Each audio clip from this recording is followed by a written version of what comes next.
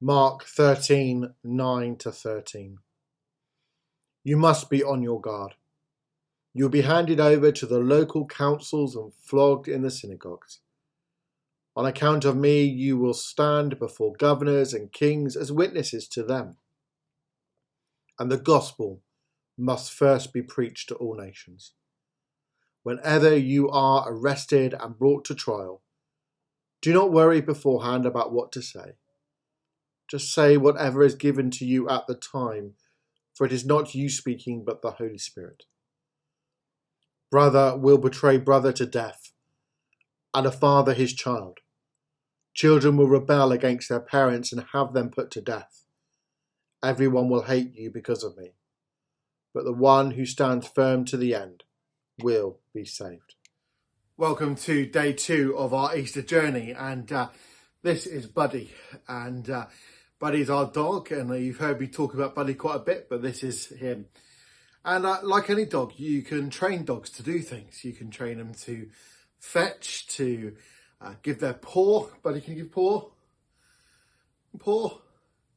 No. You can train them to do so many things. But sometimes it might feel like we are training for failure.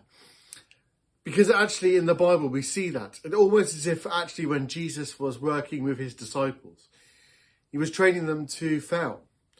It sounds weird.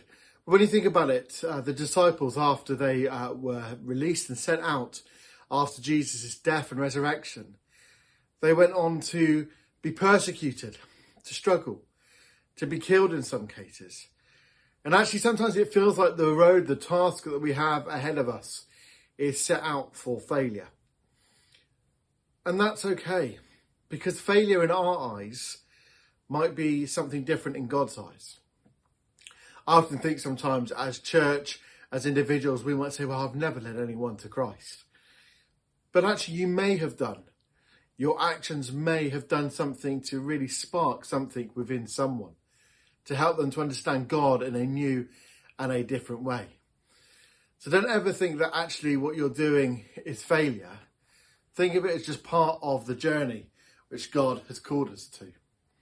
And maybe it's not going to be as simple as like training a dog, training them to give their paw, or training them to fetch or to do anything like that. Maybe part of the journey is just understanding that actually God calls us to journey with him. And that might seem sometimes that we are going to fail. Things aren't going to be as heroic or wonderful as we ever thought. But that's okay, because God is with us. And if God is with us, then the journey that we're on is a good journey, a journey to embrace and to be part of. So when Jesus calls his disciples and tells them to do all these wonderful things that in the face of it seem like a privilege, there was real challenge and real hardship.